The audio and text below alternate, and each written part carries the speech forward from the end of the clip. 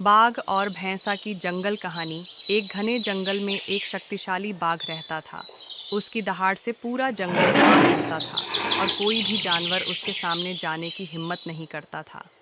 बाघ हमेशा जंगल के कमज़ोर जानवरों का शिकार करता और अपनी ताकत पर घमंड करता था। उसी जंगल में एक विशाल और बलशाली भैंसा भी रहता था। वह शांत स्वभाव का था, लेकिन जब कोई उसे परेशान करता तो वह अपनी ताकत दिखाने से पीछे नहीं हटता। जंगल के सभी जानवर भैंसे का सम्मान करते थे, क्योंकि वह सभी की मदद करता था।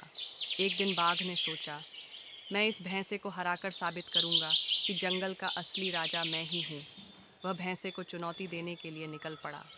जब उसने भैंसे को एक नदी के किनारे चरते देखा तो वह गुर्राकर उसके पास पहुंचा और कहा, वैसे तुम बहुत ताकतवर बनते हो, लेकिन जंगल का असली राजा मैं हूँ।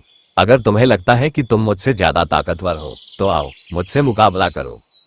भैंसे ने शांति से कहा, बाघ, शक्ति का सही उपयोग तभी होता है जब वह दूसरों की रक्षा के लिए हो, न कि केवल दूसरों को डराने के लिए।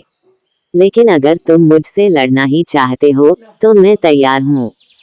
बाघ ने बिना सोचे समझे हमला कर दिया, लेकिन भैंसे ने अपनी तेज सींगों से उसे जोरदार टक्कर मारी।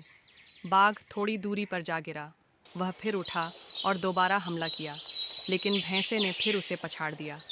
कई बार ऐसा हुआ और हर बार भैंसा भारी पड़ा। आखिरकार बाघ को एहसास हुआ कि केवल ताकत ही सब कुछ नहीं होती, बल्कि धैर्य और समझदारी भी ज़रूरी होती है।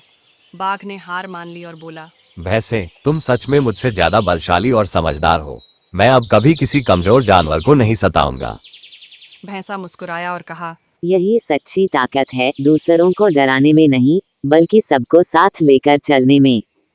उस दिन के बाद बाघ ने अपनी आदत बदल ली और जंगल में शांति फैल गई। सभी जानवर खुशी खुशी रहने लगे।